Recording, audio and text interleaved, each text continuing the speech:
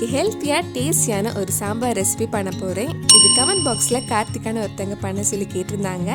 இந்த சுவையான முள்ளங்கி சாம்பார் எப்படி செய்கிறதுன்னு இந்த வீடியோவில் பார்க்கலாம். ஃபர்ஸ்ட் குக்கரில் பருப்பு வேக வைக்கலாம். அதுக்கு குக்கரில் 3 கப் கிட்ட தண்ணி எடுத்திருக்கேன். இதில் 3/4 கப் துவரம் பருப்பை நல்லா வாஷ் பண்ணதுக்கப்புறம் வேக வைக்கலாம். இதில் கொஞ்சமாக காய்பொடியும் 1/4 டீஸ்பூன் மஞ்சள் பொடியும் போட்டு லோ டு மீடியம் ஃப்ளேமில் ஒரு 10 நிமிஷம் கிட்ட வேக வச்சுருங்க. ஒவ்வொரு குக்கர் ஒவ்வொரு மாதிரி இருக்கும். உங்கள் குக்கருக்கு ஏற்ற மாதிரி நீங்கள் வேக வச்சு எடுத்துக்கோங்க. பருப்பு வேகிறதுக்குள்ள நம்ம கொஞ்சம் வெங்காயம் முள்ளங்கி எல்லாம் வதக்கலாம். ஃபர்ஸ்ட் ஒரு கடாயில் கொஞ்சம் எண்ணெய் ஊற்றி எண்ணெய் சூடானதும் நம்ம கொஞ்சம் கடுகு போடலாம். கடுகு வெடிச்சதும் இதில் 1/4 டீஸ்பூன் வெந்தயம், 1/4 டீஸ்பூன் ஜீரகம், 2 காஞ்ச மிளகாய், கொஞ்சம் கறிவேப்பிலையும் போட்டு லைட்டாக கொஞ்சம் வதக்கிக்கோங்க.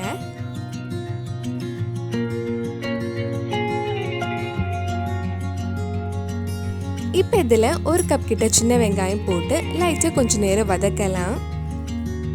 நம்ம சேனலில் இதுக்கு முன்னாடி நாகர்கோவில் ஸ்பெஷல் சாம்பார், இட்லி சாம்பார் பண்ணியிருக்கேன். அந்த ரெசிபி நீங்கள் இன்னும் பார்க்கலைன்னா அதோட லிங்க் கீழே டிஸ்கிரிப்ஷனில் இருக்குது. மறக்காமல் அந்த ரெசிபியும் போய் பாருங்கள். வெங்காயம் கொஞ்சம் வதங்கினதும் இதில் 3 பச்சை மிளகாயும் சேர்த்து வதக்கிக்கோங்க.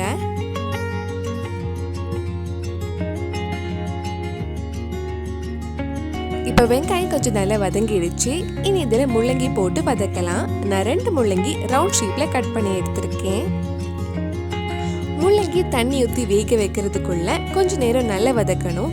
நான் இது 10 நிமிஷம் கிட்ட வதக்க போகிறேன்.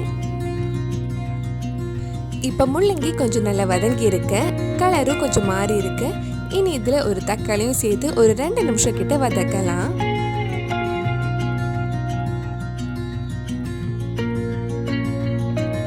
இப்போ இதில் தேவையான அளவு உப்பு, 1 கப் கிட்ட தண்ணி ஊற்றி கொஞ்ச நேரம் மூடி வச்சு வேக வைக்கலாம்.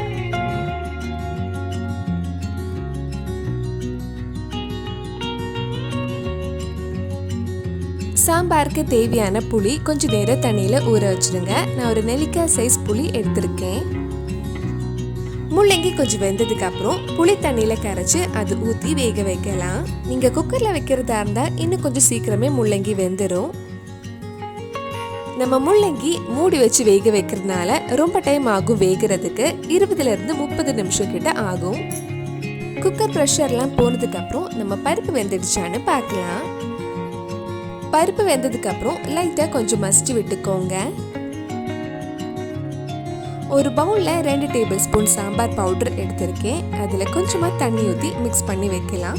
சாம்பார் பவுடர் நம்ம டைரெக்டாகவே போட்டால் சில டைம் திட்டாக இருக்கும். அதனால தான் இந்த மாதிரி தண்ணியில் மிக்ஸ் பண்ணதுக்கப்புறம் ஆட் பண்ணுறோம். இந்த சாம்பார் பவுடர் வீட்லேயே ரெடி பண்ணது. இதோட ரெசிபி போன வீடியோவில் அப்லோட் பண்ணியிருந்தேன். நீங்கள் இன்னும் அந்த வீடியோ பார்க்கலைன்னா அதோட லிங்கும் கீழே டிஸ்கிரிப்ஷனில் கொடுத்துருக்கேன். முள்ளங்கி இப்போ நல்லா வெந்துடுச்சு. இனி இதில் நம்ம வேக வச்ச பருப்பும் நம்ம மிக்ஸ் பண்ண சாம்பார் பவுடரும் போட்டு மிக்ஸ் பண்ணலாம்.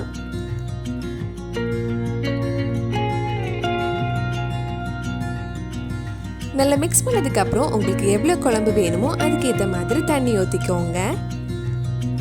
நம்ம பருப்பெல்லாம் போட்டிருக்கனால ஃபர்ஸ்ட் சாம்பார் கொஞ்சம் தண்ணியாக இருந்தாலும் ஆறுனதுக்கு அப்புறம் கொஞ்சம் கெட்டியாயிடும். அதனால அதுக்கேற்ற மாதிரி தண்ணி ஊற்றலாம்.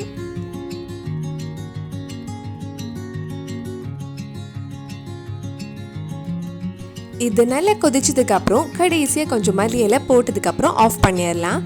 டேஸ்ட் பார்த்துட்டு தேவைப்பட்டால் உப்பு ஆட் பண்ணிக்கோங்க. நம்ம கடையில் வாங்கின சாம்பார் பவுடர் யூஸ் பண்ணுறதா இருந்தால் அதில் கலர்லாம் சேர்த்துருப்பாங்க. அதனால சாம்பார் நல்ல கலராக இருக்கும்.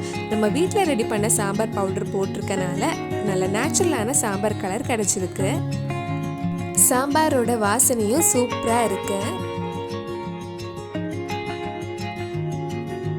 சுவையான முள்ளங்கி சாம்பார் ரெடி ஆயிடுச்சு. கண்டிப்பாக நீங்களும் இந்த ஹெல்த்தியான சாம்பார் உங்கள் வீட்டில் செஞ்சு பாருங்கள். பிடிச்சிருந்தா இந்த வீடியோவை லைக் பண்ணுங்கள், உங்கள் ஃப்ரெண்ட்ஸ் அண்ட் ஃபேமிலிக்கு ஷேர் பண்ணுங்கள். வேறு நல்ல ரெசிபி நம்ம சேனலில் ட்ரை பண்ணலான்னு கீழே காமெண்ட் பாக்ஸில் சொல்லுங்கள். நீங்கள் இன்னும் என்னோட சேனலை சப்ஸ்கிரைப் பண்ணலைன்னா மறக்காமல் சேனலையும் சப்ஸ்கிரைப் பண்ணுங்கள்.